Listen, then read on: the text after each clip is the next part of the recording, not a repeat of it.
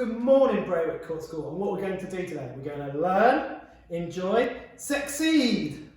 As you can tell, guys, I've actually learned the actions this week. I thought I'd make it special because this is our last sports assembly of the year. Okay, and it's been a brilliant year for sport at Brawick, even if we did have a bit of an interruption in the middle. Special mention goes to everyone who participated in the tournament for us. We did loads of amazing things this year. We went out to BPET tournaments in London. We went out to and came second in the Year 3 and 4 mixed football tournament. We competed in a netball tournament. We competed in our first ever gymnastics competition. And there were loads more events we planned on doing, but unfortunately couldn't. But next year is going to be even bigger and better, and we're going to do loads of fun things. But in the meantime, guys, it is the summer holidays. And the summer holidays is a period of you guys can rest. But just like when we had coronavirus and the school was shut down, it's incredibly important you need to exercise through that. So I've got a little bit of a PowerPoint today to explain why we need to exercise. Okay, so we've got why we need to exercise, okay? Moving and being active every day is very important. It helps you to feel happy and confident. Okay, so just moving, running around, jumping, doing little exercises make you happy. It's because when you do exercise, it releases a chemical in the brain called an endorphin, what makes you feel happy. Okay? Just ask yourself these questions. What are your favourite ways of being active?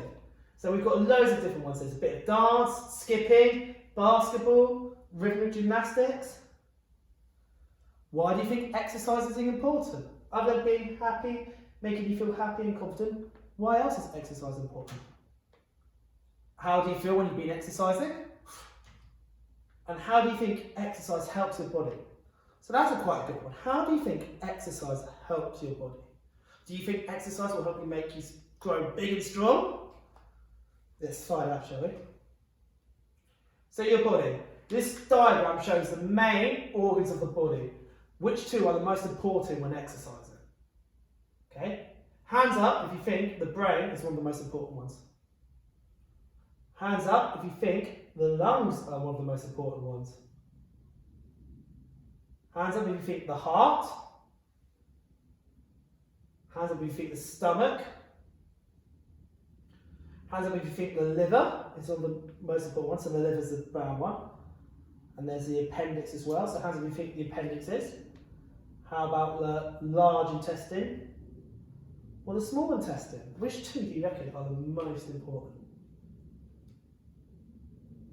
So it's pointing towards the lungs and the heart. So they are the two most important things when we're exercising, two of the most important organs.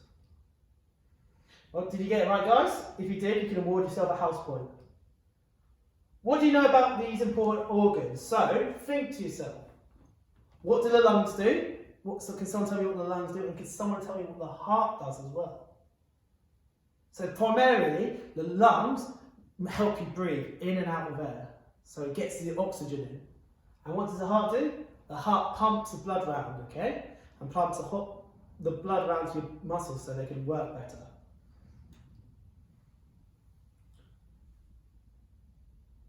So can you describe the important jobs? So we've just gone through that and what the heart and the lungs do. See, look, the lungs breathe in and put the oxygen from the air into your blood. They breathe out carbon dioxide. Hard-working muscles use more oxygen. That's why breathing gets heavier during exercise. You need to get plenty of air into your lungs when you are exercising. And there's a picture of Joe Wicks, because he's there. I don't know why really. But yeah, you need to get plenty of oxygen, okay? Without wanting to get too technical, your blood cells are split up into 4 parts, and each part can contain how much oxygen in it. But that's me getting into very technical language there. So what's the heart? The heart pumps blood around the body to carry oxygen and other important things that the body needs. Okay?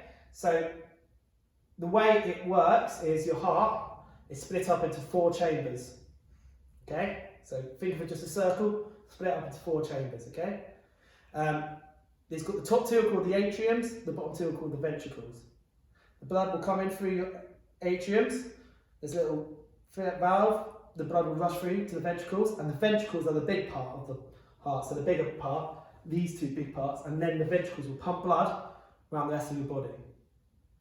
Normally, the blood will come in deoxygenated to the right hand side of your heart. This is getting very technical.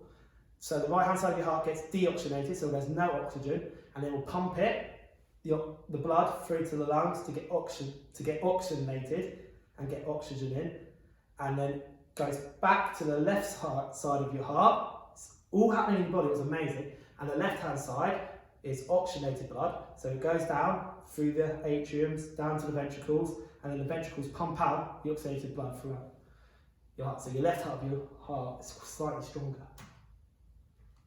Healthier. How can you measure your heartbeat? So this is a pulse, okay? So everybody who's living has a pulse. And there's two ways you do it. You cannot use your thumb for this, guys, because your thumb has a pulse in it. So what you need to do, guys, is get your inside of your wrist, 2 fingers, and count for 30 seconds.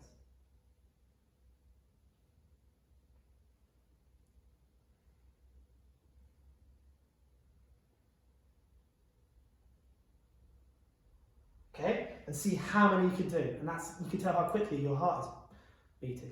What do you think happens after exercise? Do you think your pulse goes up or lower?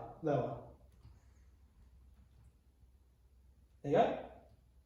So what do you reckon? I reckon it gets faster. So the more exercise you do, the faster you get. Okay. So another important thing to keep exercising is the bones and muscles.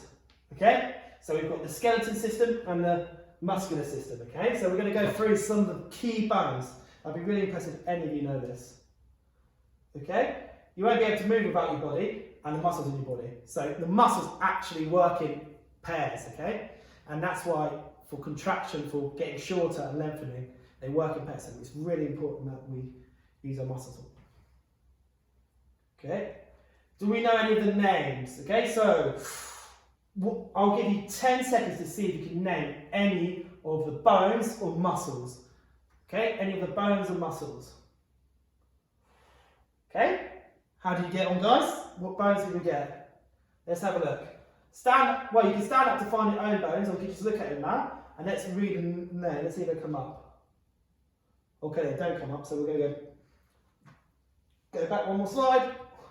So we're going to go through them, okay? So, let's do the bones first.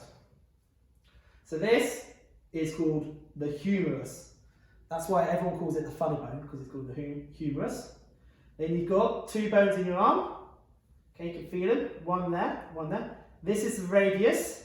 This is the ulnar arm bone. I always remember ulnar underneath, radius on top. Radius and ulnar. And what have we got here? We've got our ribs. So our ribs protect our lungs and our heart. You've got your spine there, your pelvis. You've got a femur bone. So that is the biggest bone in your body. It's your femur. So it's from your knee to about your hip. There's 1 bone through there. And then you've got 2 bones. So you've got the tibia and fibia. The way I remember this, guys, is tibia means it's got the T, what means it's on top. So the tibia is on the left hand side, slightly bigger, and the fibia is a slightly smaller one. Okay? So now we're going to the muscles. Okay, so you've got the technical word for them are called pectorals, so your chest muscles, and you've got your biceps and triceps. Just stand there, guys. When you contract it, your biceps get bigger, your triceps muscle gets shorter. And likewise, if you stretch your arm there, your triceps get longer, your biceps get smaller. Okay? And then you've got your abdominal muscles. Everyone has a 6-pack under somewhere. And then you've got your obliques. So, without wanting to get too technical now, okay, so you've got your gluteus maximus, was all muscle, was known as the bottom. And then you've got, at the front, you've got a quadricep, and at the back, you've got a hamstring.